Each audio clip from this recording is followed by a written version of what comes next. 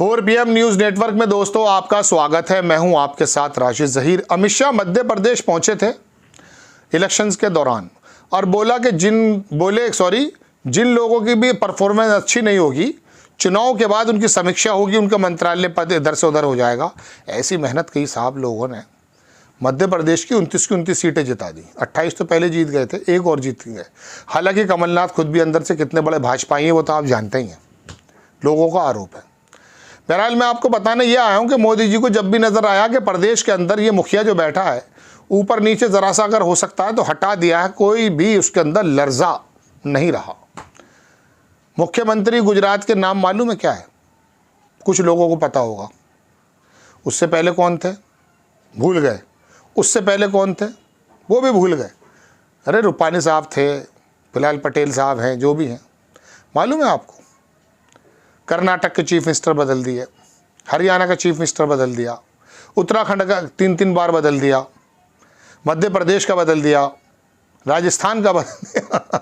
सारे घर के बदल डालूंगा। असरानी का एक आया करता था ऐड, बल्ब, सूर्या बल्ब का था गालिबन, सारे घर के बदल डालूंगा, बड़ा अच्छा लगता था। सारे ही घर के बदल डाले, कोई अच्छे भी लगे, कुछ जगह बदलने पे अच्छा भी रहा। उत्तराखंड में शानदार रहा है वो। लेकिन कर्नाटक के अंदर मुंबई को जो बदला था, उसे मुंबई साहब को जो लाए थे वो फेल हो गया। गुजरात में तो खैर कोई पूछता ही नहीं है। एक साहब कह रहे थे चरण पादुका सरकार, प्रधानमंत्री जी की चरण पादुका ही वहाँ सरकार चलाती है, लेकिन कांग्रेस ने वहाँ पर भी सेंध लगा दी। एक सीट तो निकल ही आई है एटलीस्ट।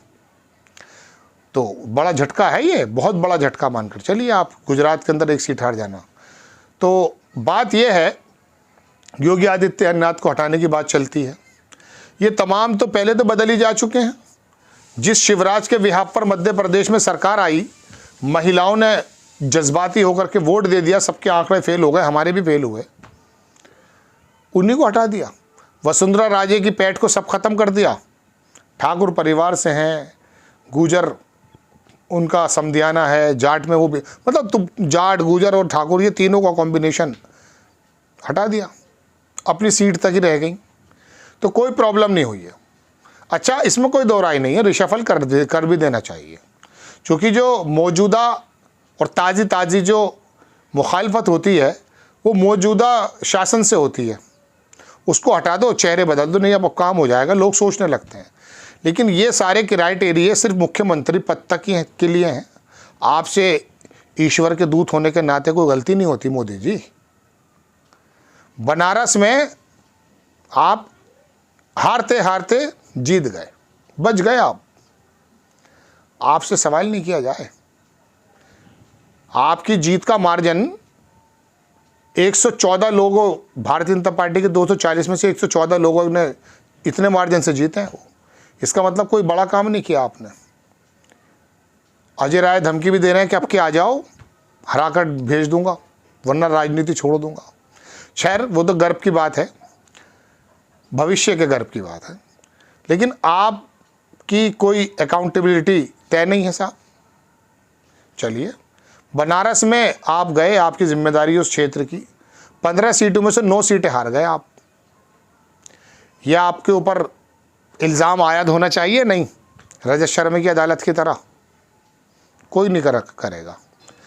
अयोध्या, जिसको लेकर पूरी दुनिया के हिंदुओं को आपने लामबंद करने की कोशिश की, वहाँ अयोध्या की 9 सीटों में से 6 सीटें हार गए आप। अयोध्या हार गए आप,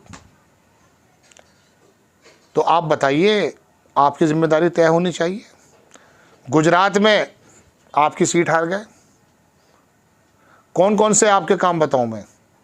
आपकी उत्तर प्रदेश के अंदर स्वीकार्यता राहुल गांधी से कम हो गई है। आपके ये तमाम यही लोग हैं जिन संस्थान हैं, इनके डाटे हैं ये, हमारे डाटे थोड़ी ना है। 36% राहुल है, 32 पे आप खड़े हो गए, तो आपकी स्वीकार्यता घट रही है। रिजल्ट में आप 0 होते जा रहे हैं, फेल होते जा रहे हैं। तो जनाब मन, क्या प्रधानमंत्री पद से भी आपको हट जाना चाहिए? इतनी बात दिखाएंगे जो राहुल गांधी ने दिखाई है कि नहीं, मुझे कोई लालसा नहीं है प्रधानमंत्री पद की। और लोग ये भी कहते हैं कि वो आएगा बंदा, अगर कभी आ भी गए गठबंधन तो हाथ जोड़ के कह देगा कि नहीं, मैंने तो कोई रास्ता देख लिया है।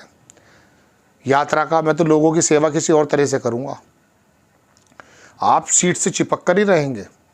आरएसएस की नाराज़गी इतनी ज़बरदस्त, हालांकि पहले भी हुई है, प्रेस कॉन्फ्रेंस की है पहले आरएसएस के मुखिया ने, लेकिन इतनी ज़्यादा नाराज़गी प्रधानमंत्री पद को लेकर आरएसएस ने पहले जाहिर की।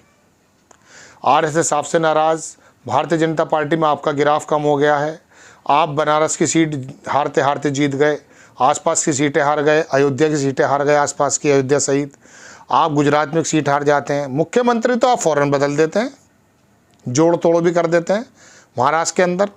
क्या वो आदमी महाराष्ट्र के लोगों के मुताबिक एक्सेप्टेबल था जिसको मुखिया बना दिया आपने वहाँ?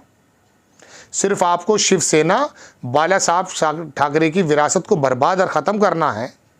10-20 साल रहने के बावजूद आपने वहाँ पर तोड़ फोड़ मचा दी। चलिए, उड़ीसा में आप साथ रहे, आपने अपनी सरकार बना ली, वो आपके एक राजनीतिक अधिकार है, लेकिन महाराष्ट्र के अंदर तो खुली लोकतंत्र की लूट हुई है, ऐसा लोग कहते हैं। आपके लिए सारे काम जायज़ हैं। दूसरा आदमी सिद्धांत पे होने के बावजूद भी जेल में डालेंगे आप। तो आपको अपने पद के बारे में भी सोचना चाहिए।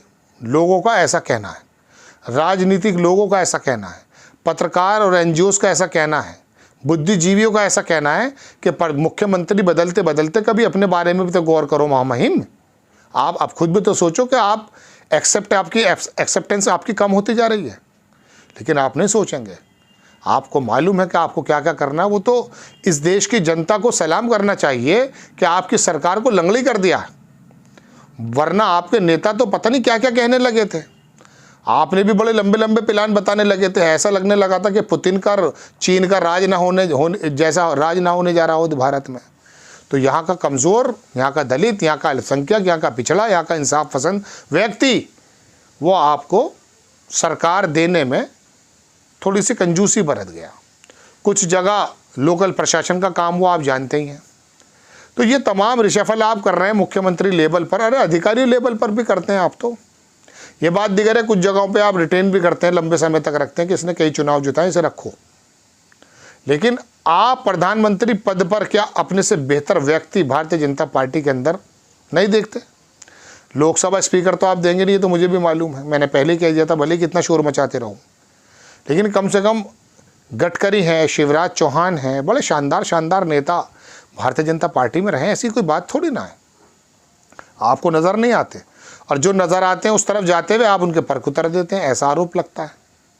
तो दोस्तों, बात यह है कि मुख्यमंत्री बदल देंगे, मंत्री बदल देंगे, रिशफल कर देंगे, दलों को भी मंत्रालय दे देंगे, ओपी राजभर को भी मंत्रालय दे देंगे, लेकिन प्रधानमंत्री पद पर निगाह नहीं जाएगी। चलिए, आपको खबर कैसी लगी अपनी राय कमेंट्स बॉक्स में ज़रूर दीजिए। चैनल को सब्सक्राइब कीजिए, शेयर कीजिए। नेक्स्ट टाइम मैं किसी खबर के साथ हाजिर होता हूँ। जय हिंद।